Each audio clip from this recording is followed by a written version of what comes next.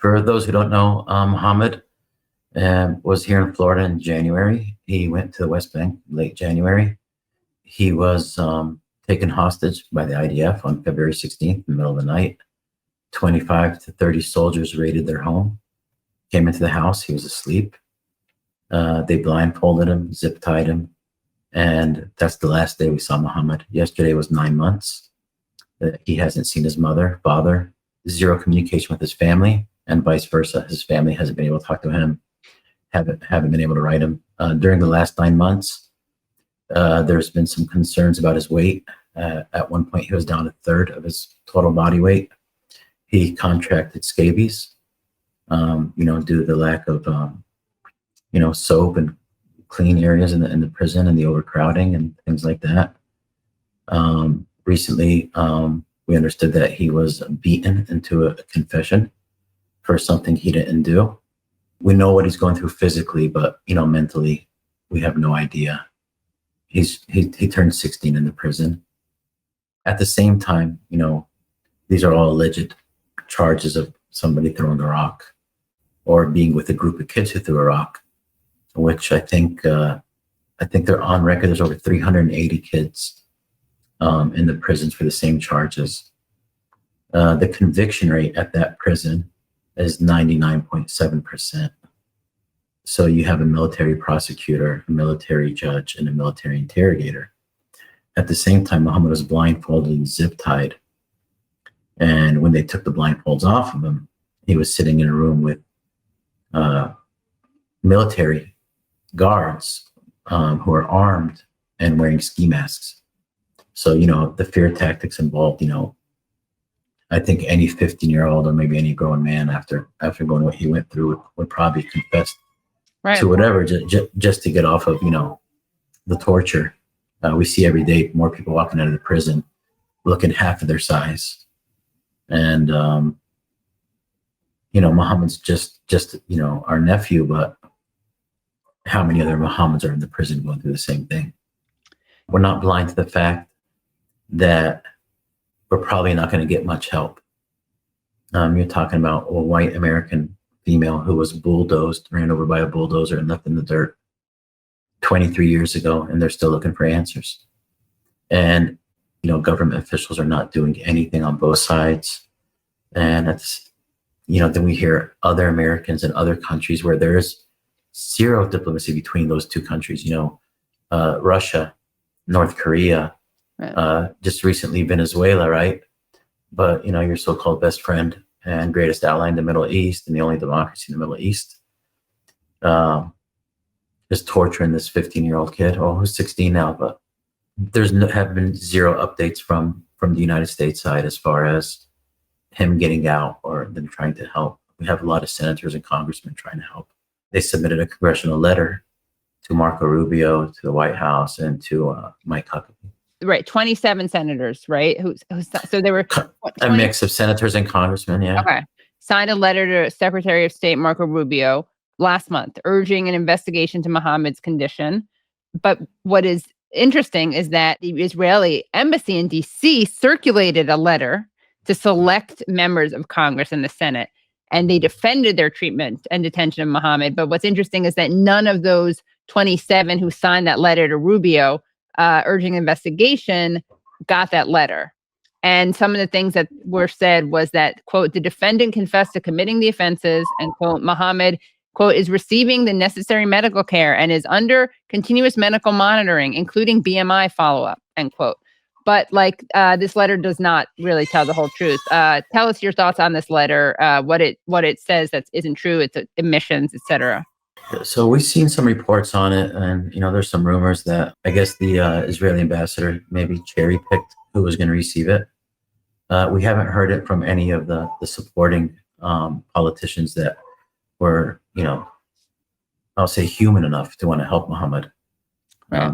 I can't understand how, a U.S. citizen, a minor, how any father or mother in Congress or in the Senate doesn't want to help. Thankfully, there's 27 or 28 people who did, and there's probably a lot more who didn't get a chance to sign on because of the shutdown. But apparently there's some type of letter that circulated to certain offices, and we heard bits and pieces, but a lot of it is just misinformation, pivoting from the truth, maybe a head start for some bad media coming out, kind of give his friendlies some type of leverage on, if you hear this is the response, Right. But from what we heard, we have evidence and proof that a lot of it is bullshit. Right. Wow. Yeah. We ask God for help and mercy. The only thing we're asking from both governments is, do their job, due process, which, like I said, 99.7 conviction rate. There's no due process there. But we don't know if President Trump directly actually knows or not. We know Marco Rubio does. He messed up in an interview in Tel Aviv. He couldn't hear a question, and they asked him about a Palestinian prisoner that the U.S. was thinking about asking for his release, and he couldn't hear the reporter. And he asked the reporter, can you repeat it? And he repeated it, and he said, "Oh, you mean the American? Oh, well, we're working with that through our embassy and our consulate services." And then the guy repeated the question a third time, and he said, "Oh, I don't know what you're talking about that." Right. So So he received the congressional letter. He mentioned it in an interview while he was in Israel. And, a good point to point out is he received the letter a day or two before traveling to Israel. So, while he's there, you drive by the prison that kid is in a couple of times. You could have stopped by and checked. You could put in a good word. They're a big ally, right? And same thing though with Ambassador Huckabee. So let's take a look at what Mike Huckabee said in response to the murder of your nephew, Saif. "I have asked Israel to aggressively investigate the murder of Saif Musalla, an American citizen who was visiting family in Sinjil when he was beaten to death. There must be accountability for this criminal and terrorist act. Saif was just 20 years old." So tell us again about what happened, who participated in it, and then what is your response to Huckabee's comment? So Saif was overseas. He was supposed to be back here in late July. His flight got canceled, so he had to do a different booking to a different country. He had to go through the Jordan side. I think it was in the middle of the Iran-Israeli conflict. So his flight got canceled out of Israel. He heard that there were settlers cutting down trees, burning down little farmhouses, and they have land in that area. His dad, who's a citizen, also an American citizen, has a piece of land there. So they went out to go check on his father's plot. Apparently, there were settlers hiding in the hills, and he was ambushed. They measured that it was about 6 to 7 kilos that he was running away, trying to escape. Unfortunately, they got a hold of him, and for the witnesses who were there, there's just 9 to 11 people who attacked him or jumped him. He was beaten to death. They thought he was dead. His little brother made it to him. His brother climbed 2 hillsides down in the valley and came back in and got to him. But, he's not a doctor. He's not a medic. He was just his little brother. And at the same time, he was still breathing.